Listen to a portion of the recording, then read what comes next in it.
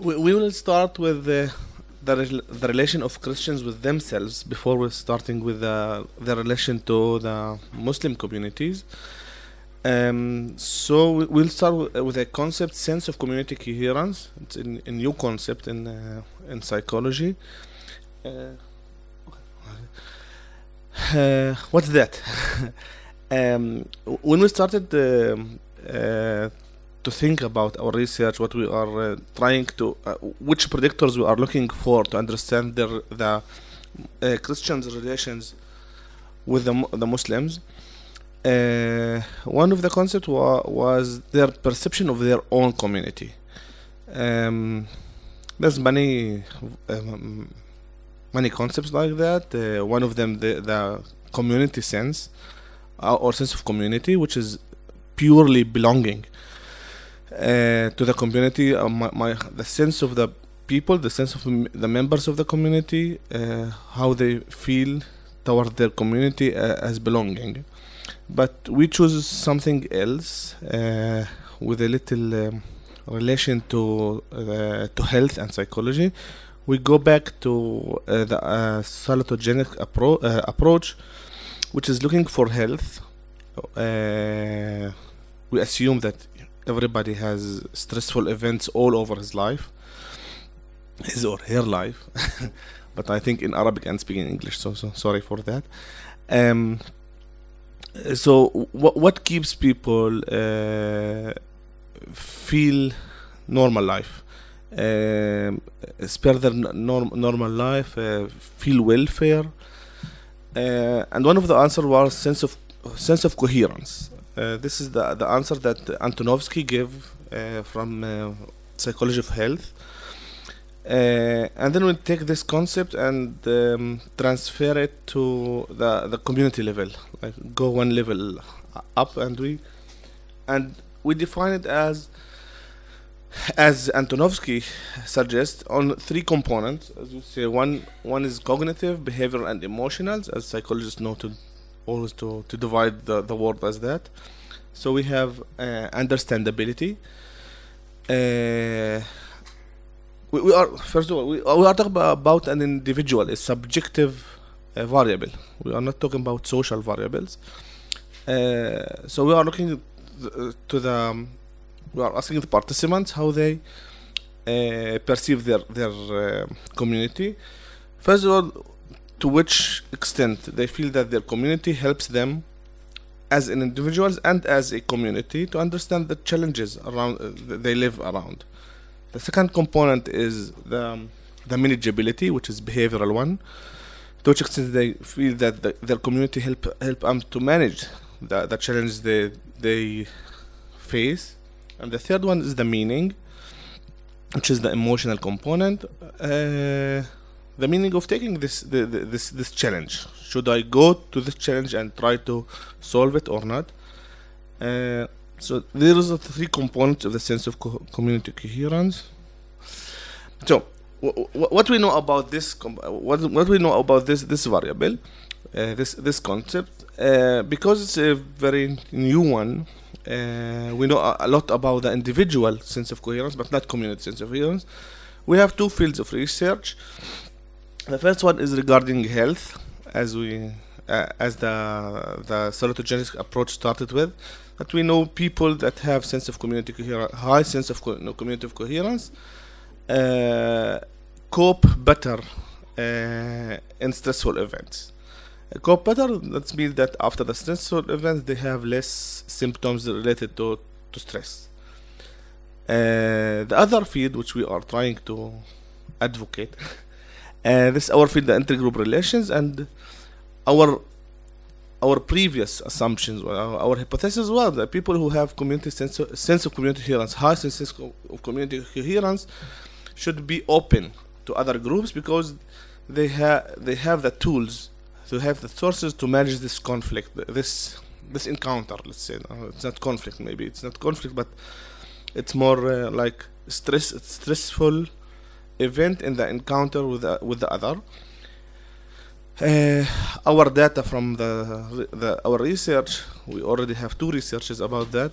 It's the opposite. people who have sense of community coherence try to maintain their community, maintain the borders of the community, and less open to the other communities. Maybe my colleagues will say something about that, even though that's their focus. Okay, so what are you trying to present here? Our research was not like to explore the community coherence of Christians in the Holy Land, but to adapt to this conference, I tried to look for data that could interest people who is investigating Christian community. So I will take the communal component, and even though the variable, the concept is subjective, but we believe that the community gives something to the members, and then they perceive, when the community is more coherent, members will perceive it also more coherent. It's not only a subjective component, but also the it's communal one. It's related to the community itself. And then my question for this lecture is, what is the characteristics of the community that is perceived by its members as more coherent? Our study. So as I told, our study focused in interrelational group with Muslims, but I will use this data that we collected to understand our issue. For this matter, we define the community as the religious community. We did not take in consideration the denomination, the church. As a Christian, I told Salim before that, I just know that I am Malkite only by Marav when he explained me that.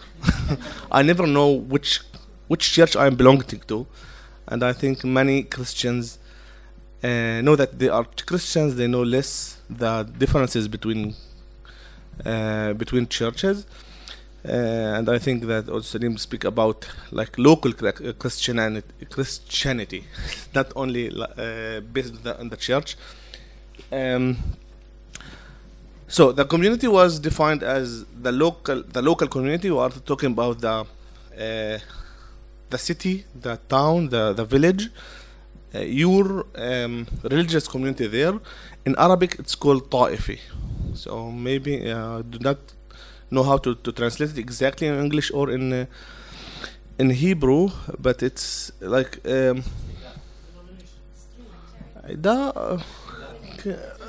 okay, but Ida in Hebrew gave a more general one. I think we are talking about the most specific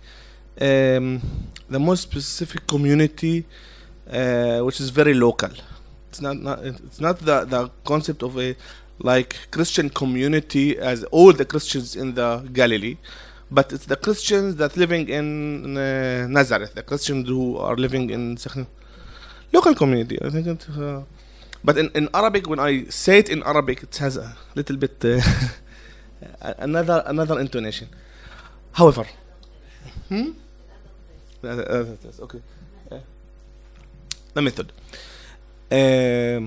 We have a larger sample than this, but in order to calculate the community sense, the community sense of community coherence, I should have more than 30 subjects in each community. So we have all this about 600 participants who are belonging to 9 different communities.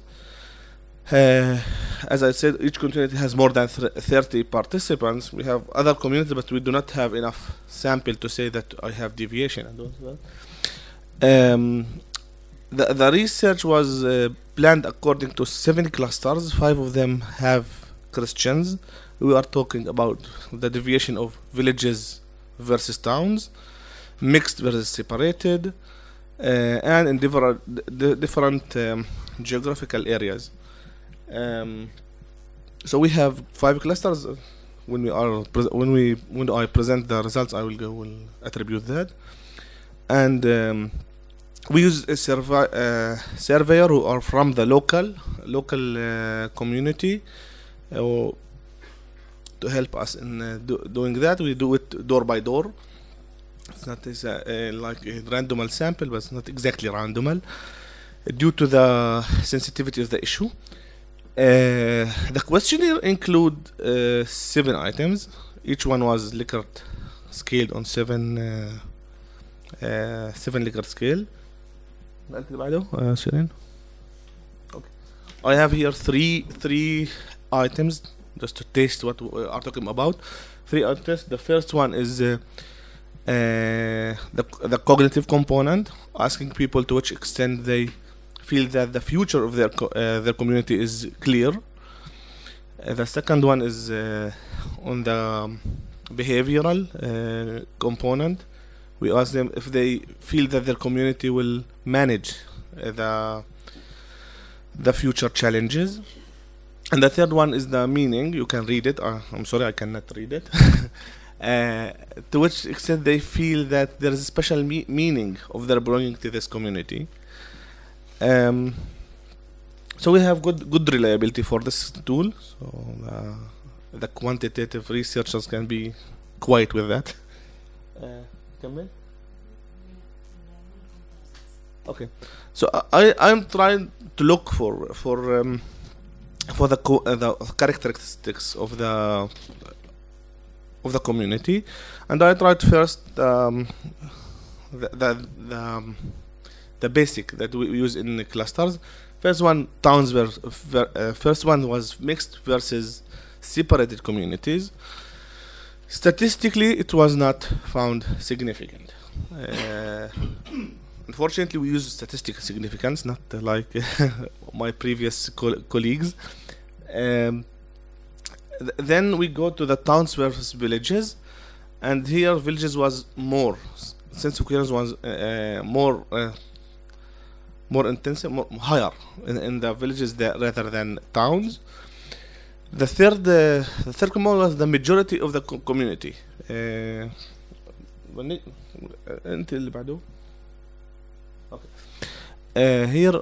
are the communities and what you call the characteristics of that. So we have some communities that the majority are Jews, or they are Muslims, or they are Christians, and we see that when the majority is Christians, we observe the highest sense of community coherence, and then when the majority is Jews, this is the second level, and when the majority is Muslims, it will be the lowest one. But even though we found that there is a significant differences between the communities, and as you see, let's say Serene, I would say a few words about each community. Serene is about 3 point something, I cannot read it, till 5 point something, and this is a range that in 1 to 7, it's very impressive. I have to say that in general, Christians was relatively low in sense of coherence. Muslims have higher, and we have another research now about Haredim, the ultra-Orthodox Jews and national religious Jews. They have also higher than Christians. The sense of community coherence was higher than Christians. Maybe it reflects to be minority within minority. You have too much challenges that are not solved. Okay. Few words about each community. Serene is a town. Very shortly. Okay. Okay. Maybe I'll skip that. It's okay.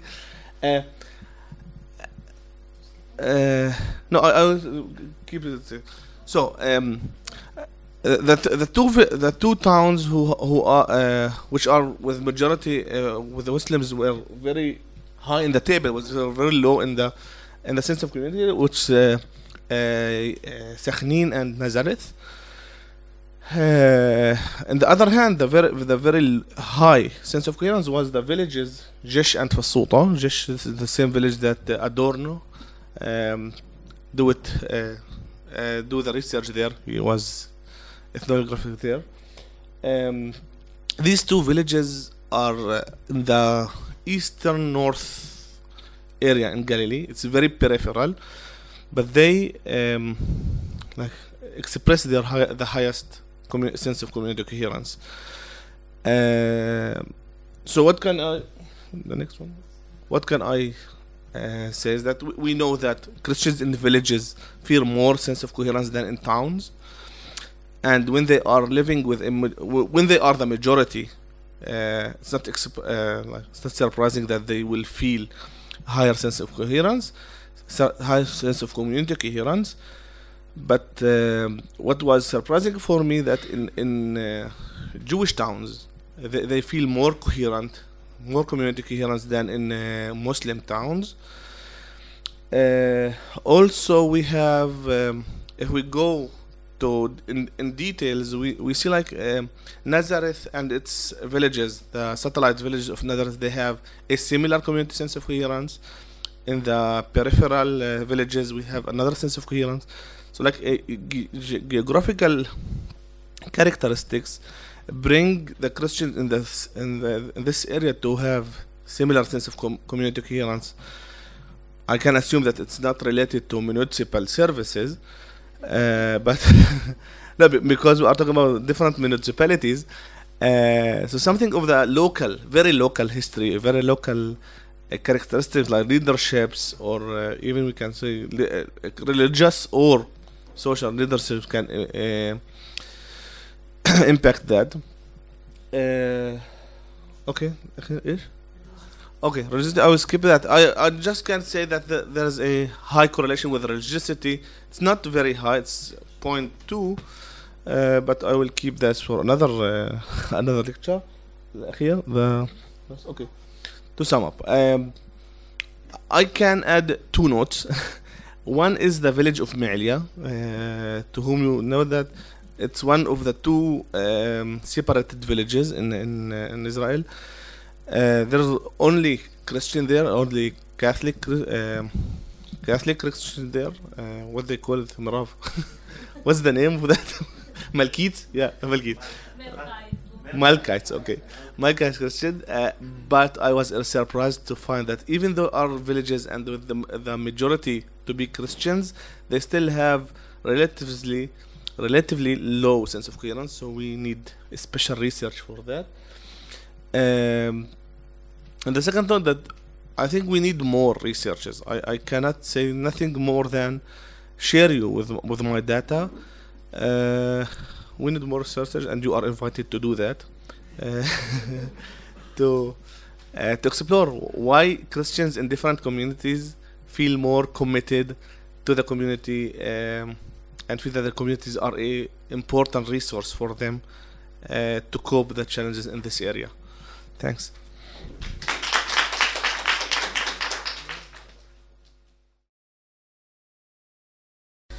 Well, good afternoon. Hard hour after this lunch. Well, my part of presentation will focus actually in the socioeconomic status and identity strategies among Palestinian Muslims and Christian citizens of Israel. The research objective was to examine the relations between socioeconomic status, where it was calculated through the educational level and the professional level, following the Central Bureau of Statistics, and this relation with the adoption of the identity strategies toward the other group. Now, before looking at this data, I just wanted to explain. When people meet with each other, following Berry and following the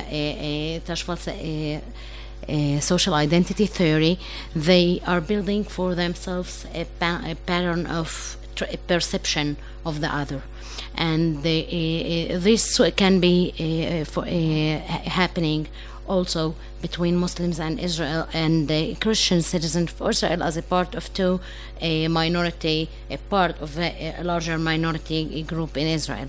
Now, according to this information, we can see that Christians in Israel are much more established in comparison to Muslims. For example, if we look at the occupation, we can see that Christians have a larger percentage when we're talking about academic professionals, while Muslims are having larger percentages in construction or even in the unemployed group.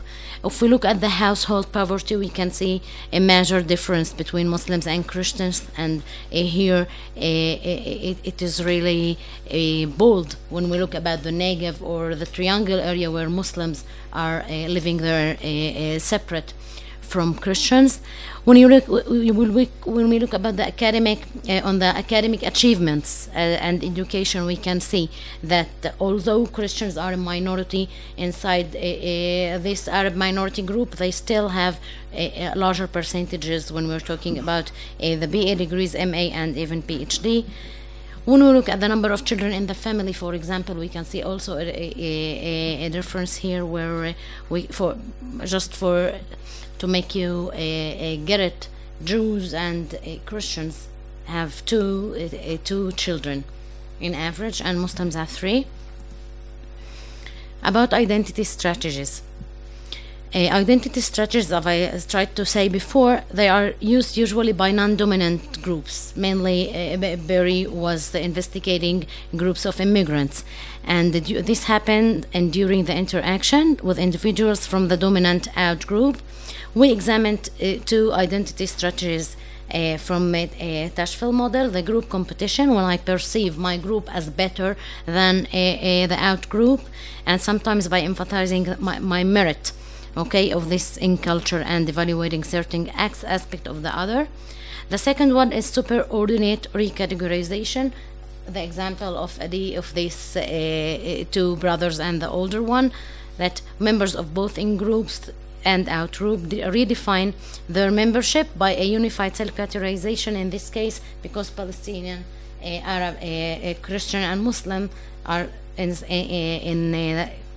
front of the Jews majority. Another 2 acculturation strategies taken from Berry model of acculturation. We took the integration, which means combining both original and dominant culture, and separation, choosing to be separate and avoiding this interaction with the other group. The research hypothesis is that we expected to find differences between participants and their adoption of the identity strategies according to their socioeconomic status. Now, why we are looking here at the individual aspect?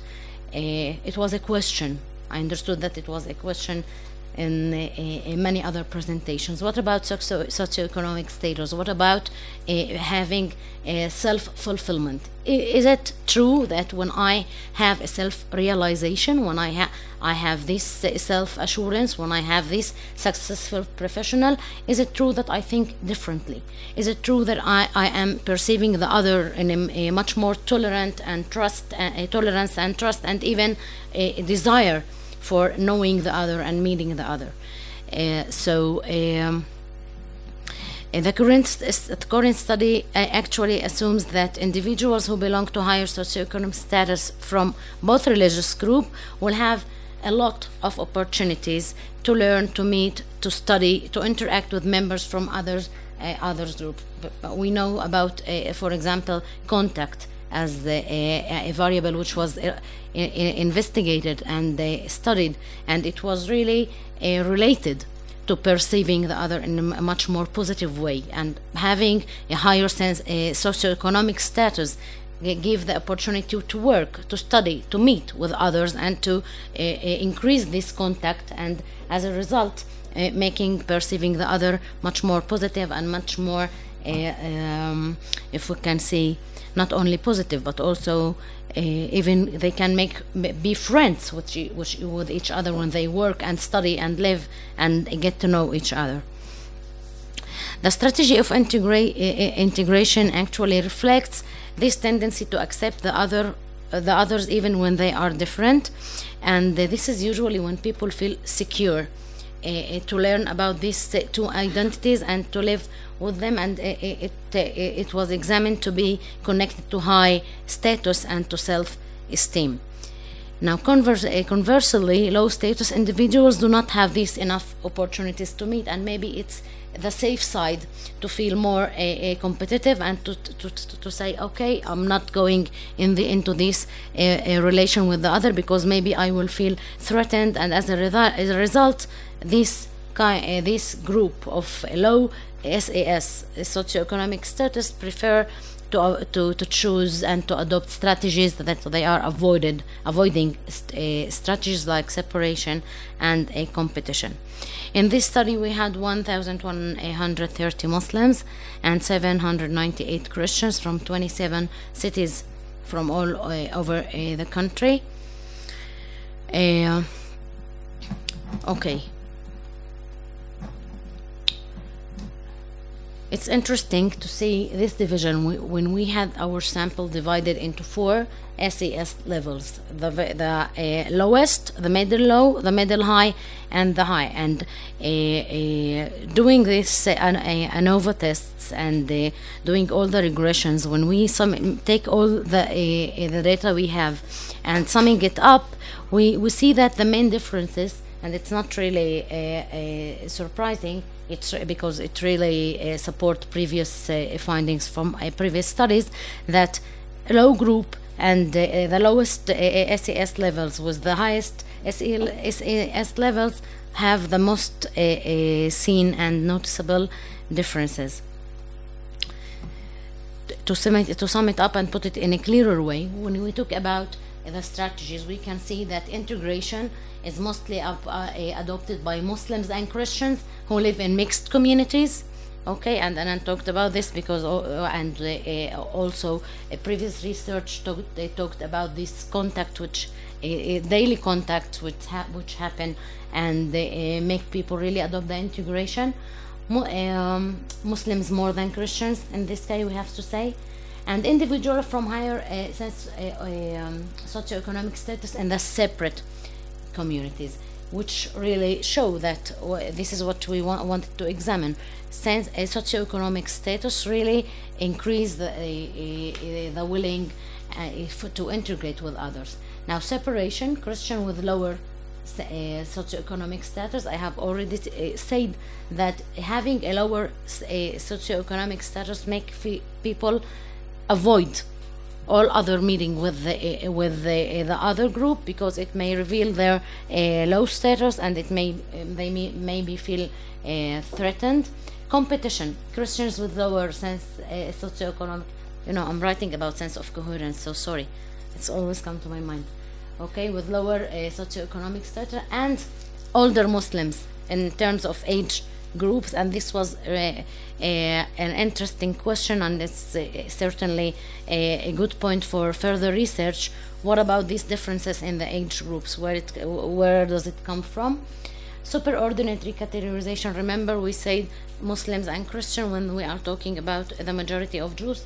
This was related to the strategies only among the younger groups of Muslims and Christians, and among people with lower socioeconomic status. Now, one explanation might be that in this age of 18 till 30, young people are in the period of life that they have a lot of challenges, a lot of obstacles, and very few opportunities as a minority. So maybe these young people find it true at this age to be close to each other and to see themselves as a unit facing the whole majority. I have to say that this pattern disappears when we are talking about other age groups. Okay, if we look about the strategies, we can very clearly see that in the yellow, the high socioeconomic status, people when they have the higher socioeconomic status, they are more willing to integration and less to separation and competition, and to the superordinate categorization. Conclusion: I think that the importance of this study theoretically it was important because we talked about an integrative model. We used a theory that usually was used to investigating immigrants, and here we are talking about two minorities who live together as another minority. The potential role of education as a value in perceiving the other more positively was studied here. And I have to say, in my last few minutes on the presentation, that Muslims and Christians have different motives in adopting these identity strategies, and it definitely relate to all the things we've heard here before. This complexity of living in this reality as a minority, and even though we are not talking yet, this research was on 2010. We didn't talk yet about all the ISIS threat, and we are not talking about the things that got worse through the last 3 years.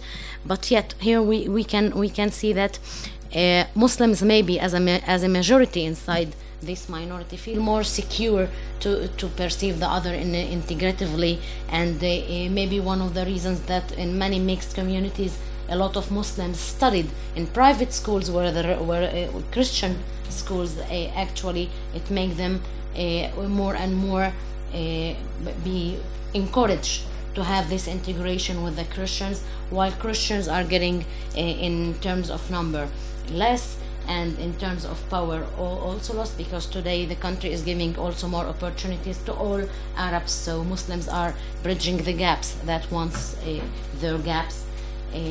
Christians are going through a lot of other threats, and I think that this can explain why Muslims are choosing integration more than Christians, and why Christians are still want to be separated, although they have a higher socioeconomic status. Last a practical implication of this study might be for the authorities that when we invest in minorities, we make people having much more self-fulfillment, and it may turn them to better citizens, and then they can perceive not only the other minority groups much more positively, but also all the others. I've heard a French minister a week ago, and he said, I hope that instead of thinking about putting 12,000 soldiers in Paris, to think how to make all the majority of Muslims who are not thinking in the terror point of view, how to make them also people who think that they are getting opportunities, and they have the well-being, and they live and want to be a part of this country. I think that socioeconomic status have a very important role to make people really want to be a part of the place they are living in. Thank you.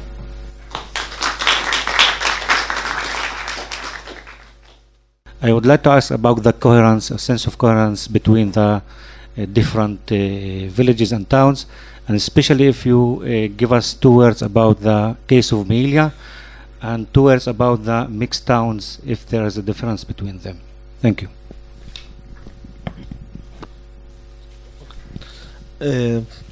Mjally is still, I don't know, it's still a secret for me. It's like a puzzle. I don't know what. I can assume that something of religiosity in this community can be explain something, but I'm not sure. Concerning towns, it was clear for me that Haifa, for example, was with higher sense of community coherence, but as Jaffa was very low. I think Haifa, part of the issue is that Haifa, the Christian community in Haifa is like the majority of the Arab minority in Haifa. It's the opposite. Like in Haifa, the Christians are more than Muslims, as I know. I'm not yeah, exactly. Okay, about the same, but they feel that they are majority. They feel that they are having the power of majority.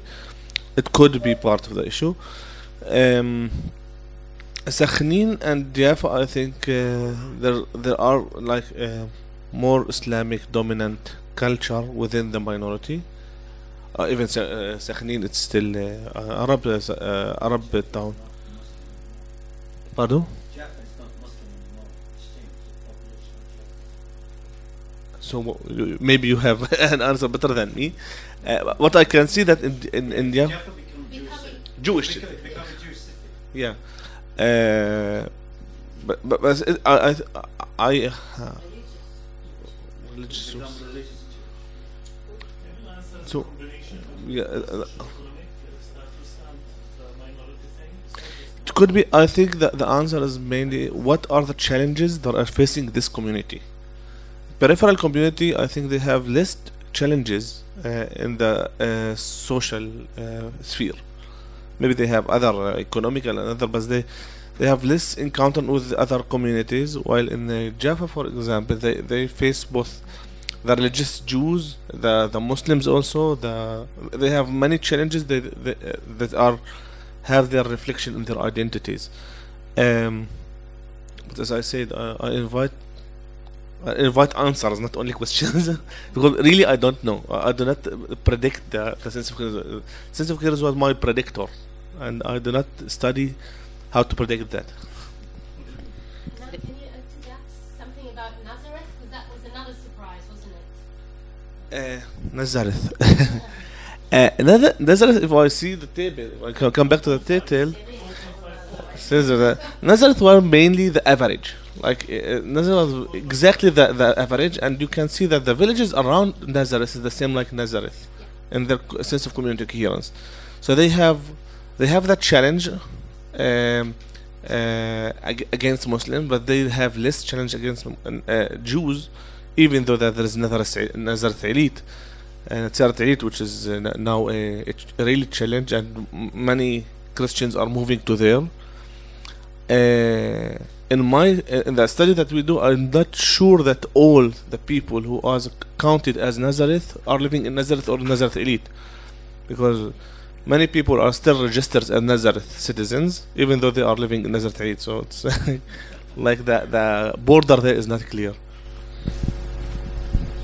Actually, we started this research by looking at the two minorities of Muslim and Christian as a whole group, and to find something that is connected between them. But then between all of them. But then we realized that we need also to look about differences, about different localities and different villages and different cities, which is a complete another question, research question. This is for the next 5 years. Yes, please, Sami. Now, what's the correlation between SES that you measure with education? I mean, I don't have what you call SES, but I have education. I imagine there is a high correlation. It's not very high. Now, I find in 35 years of research, with hundreds of indicators, that education does not make a difference in the Arab community with regard to various, many indicators. And always I study it because that's the expectation, that it should make a difference. But it does not. No, I'll I give will you one answer you as a principal of a school, not as a researcher. Okay. I will, let me just bring you one example. It's a very sensitive example. In the last 5 years, 5 or 6 years, I asked about the Holocaust. Arabs. I mean, give them a statement that there was, in Europe, the Nazis slaughtered millions of Jews, not 6 million, millions of Jews. Yeah. It's about. And I find that 30% of the Arabs do not believe in the very occurrence of the Holocaust. They simply, I'm not saying denial of the Holocaust, because it's a question of interpretation, what it does mean. But they don't believe that existed, that ever existed. Now I said, look, let's check about education, educational level. I mean, if you are university educated, you should know about the existence of the Holocaust, right? But they the Israeli educational system is completely teaching about it. Everybody, yes. But still, the educated should know better than the uneducated, because the uneducated, they leave school maybe during the high school or less and so forth. Education makes no difference. Zero correlation, zero, not 5.5 or 5, zero correlation. Now, how you then explain? And I can give you indicators in every area of residential integration in residence, in schooling. I asked them about narratives, asked them about the Israeli-Palestinian conflict, about strategies of protest. I mean, everything. Education makes no difference whatsoever. You know. So I would urge you to back to your tables and make a distinction between statistical difference and real difference. Importance of the difference. How much difference it is. If it's 5%, 10%, this is not something newsworthy. If you have a really significant, you can see different approach, different attitudes, I can understand. Now, it makes no sense for many years. I said, look, why does it make a difference? Because half of the educated, university educated, are teachers. If they are teachers, they are state employees, you know, in Israel. If you are a teacher. So you are a kind of collaborator, you know, if you are a teacher for a long time. It's no longer, it's not the same, but used to be. So if you are radical and if you are a teacher, they simply counterbalance each other. Maybe this is one of the reasons, because there were a lot of, you know, if you are salaried by Jews, by the state, or if you are a professional. Again, so I think we have to rework the whole idea of what does education do to people. Now, the first theory in this field was here at the Hebrew University, was Herman about identity. And Yohanan Peres, who did the first real study, the idea was the more educated you are, the more Palestinian you are, the more radical you are. Not the other way around, you see? Because once you are educated, then you change your identity. It's no longer a traditional identity, it's not Hamula identity, it's not religious identity, it's national identity. Since Israeli identity is not available, really not available. There is a Jewish identity, there is Arab identity, but there is no real Israeli identity, then you become Palestinian and you become more and more radical. So now we are saying, no, the educated want more integration, they want to, so we have to rework the whole field in this area. Okay, so I'll just give three points before I get to answer your big, you know, you had a lot of determining points here. First of all, I'm as a principal of a school for the 5th year now. I see a major change which happening in the system.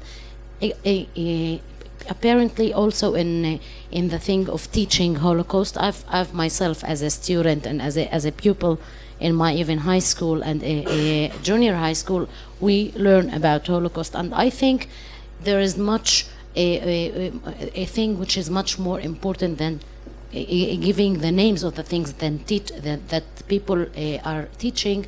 I think most important is giving things as values. When we talk about the value of humanity, a value of a life, then after we teach about Holocaust, it will really sound as the worst thing. The way we know what is Holocaust, I don't believe that a human can say one word against a Holocaust. It was a horrible thing that happened. We want all to believe that it won't happen again, and I think at least the place I am in, I will never allow pupils to say that we didn't hear about it or we deny it. Khalila.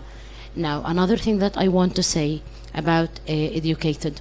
when we examined the socioeconomic status, it was the level of education and the level of the profession. Not only according, there is a list of professions, and it makes a difference, because still, when you are a successful person in your life, you have this satisfaction of having a good job, you have this well-being. We believe that a person, not we only, and also previous research and findings showed that when people are having this well-being, they are perceiving everything in a positive way, at least more positive way than persons from lower status. And this place, one of the things I'm telling, now I am a part of a strategical planning for all the Ministry of Education as a representative of the area of the North. And when we talked about things that wasn't talking before. Today we are talking really about seeing education as a value. How can you make children believe that education is important in their lives as a value? What can it do for them? Because mothers today don't ask their children, what do you want to study at the university? Mothers ask, what do you want to do with it? Okay, because we have a lot of unemployees. My point here is that what is education for? It's good as all people that we are, we are the ambassadors of these academies. We should say that this is an education for the spirit and for minds and for points of view. And when people are learning, when people are educated, when people have good professionals, it's not enough to have this, this education certification and put it on the wall at your salon. It's the quality of life. This is our message. When the country and the authority, and this is what it's a good in my eyes, it's a very good practical implication for all authorities and countries. Invest in these minorities. Don't make them these enemies of the country. Make them your way and your helpers for making the country a better place to live in. And a better, when we talk about prosperity, education and social and economic, prosperity for everyone. I want to come back to again your answer. Right? You preceded it by saying that Serene. You preceded it by saying that you're speaking as an educator, as a principal of school, and the statement was one of a kind of I would say almost a kind of statement of faith in the power of education to make people into better human beings, if I have to generalize.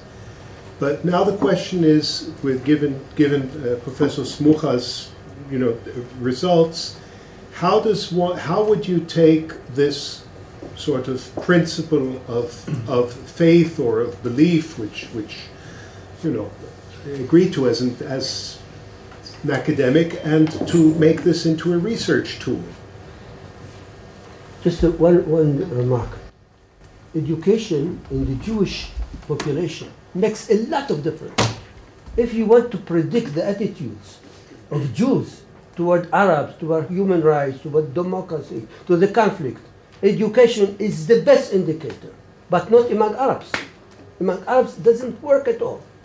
I think that this is a lesson that we have also to get the theme from it, because you can't ignore, even if this research, because the lecture was only for 20 minutes, so there are other factors which are mediating and moderating factors in this relation between socioeconomic status and all the perception of the other. Now, I believe that the Jews are moved a long way till they reach this point that they can really be investigated in a relation between two variables only. Arabs still have a lot of complexity in their lives, and there are a lot of factors that may influence and explain these changes.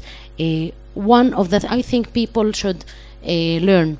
A lot of Arabs, myself one of them, are believing in learning the lesson of the culture of Jewish success.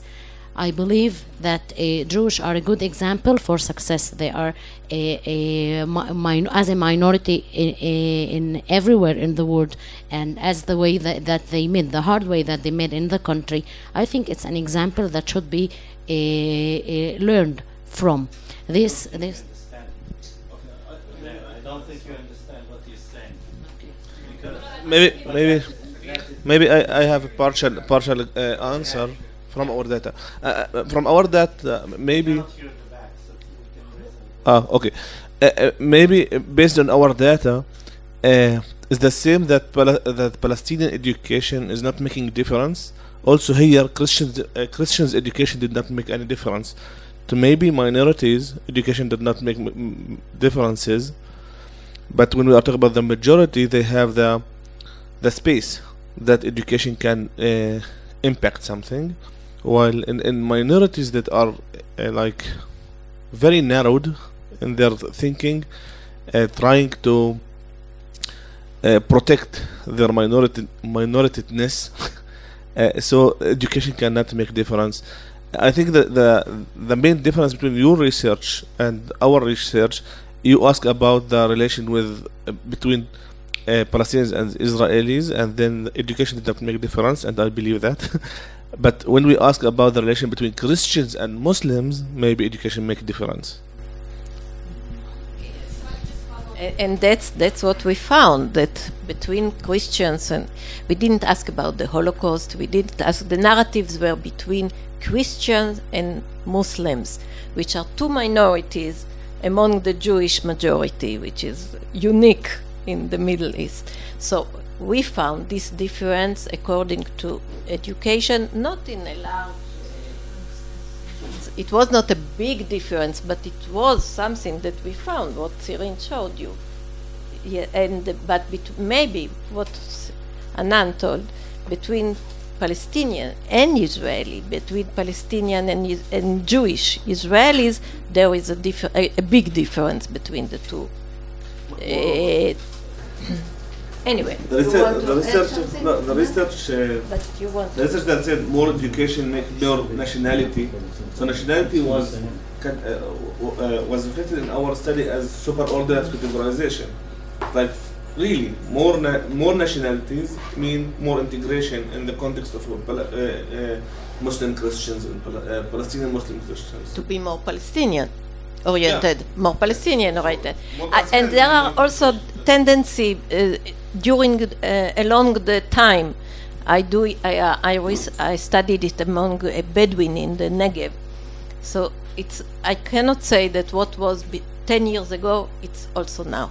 There are differences. I will not enter into this, but the timing also has a lot of meaning.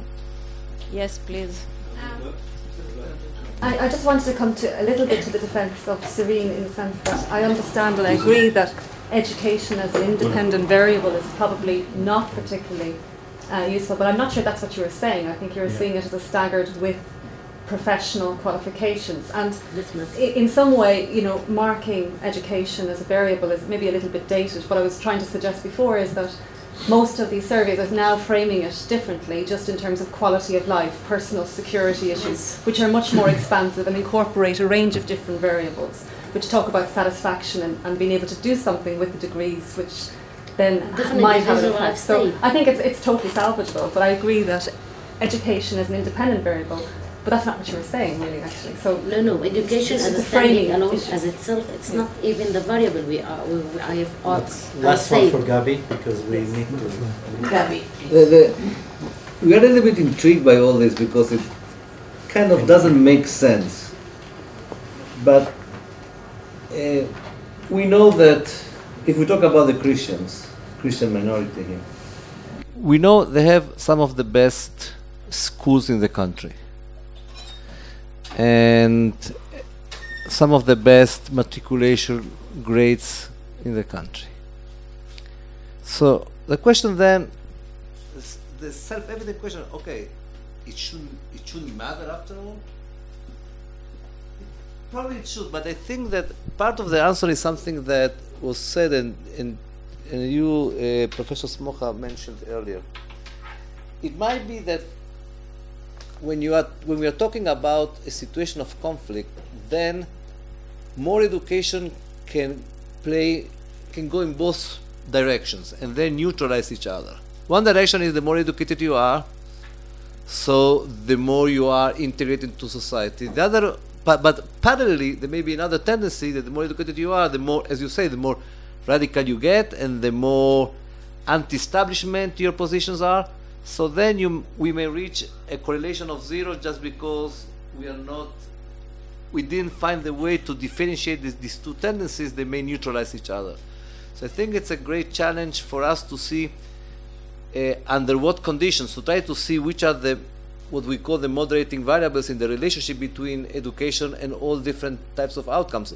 Under what conditions education does a difference, and under what conditions it doesn't, or the other way around. And I think that I'm very much intrigued by it. I think that we can find it has a lot of theoretical as well as practical importance to see what are the conditions under which education can make a difference, and in what conditions education just stands in your way of better adapting. So I think it's a very promising idea. Of course, no.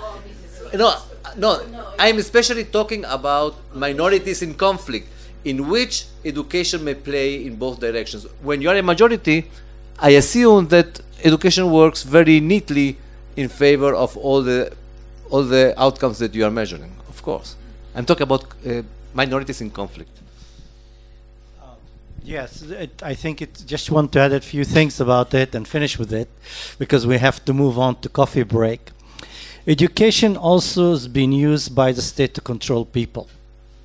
And this is really important aspect. It's not because the curriculum and what you teach and what you do is a form of control of the people for the state. And that is another study. Several scholars like Rohan and others have looked into the Israeli education system as control by the state of a minority group and not allowing minority narrative to do that.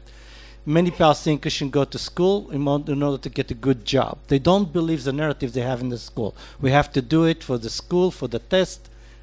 After the test, we forget everything. So there is many issues, and I think that's probably something new study need to be done on these issues. How the curriculum in Israeli Christian school have affected the narrative or the attitude to the state or to the Jewish. Does it help or not? In the Jewish schools, the Jewish narrative is very strong toward the others, where it's not allowed to have in the Arab school. So this is another thing to study. Yes, in the Jewish school, not as openness. No, not openness toward the other. In the contrary, that's what I'm saying. In the Jewish school, the Jewish curriculum, the openness to the other, the Arab or the Palestinian or the Muslims, is not as it's been. For example, in Palestinian schools in Israel, they have to study the Chaim Nachman Bialik, they have to study Hebrew literature and Jewish history, where in the Israeli schools and the Holocaust they have to study it, and they have to read the Bible too in Arab school, where in the Jewish school you're not allowed.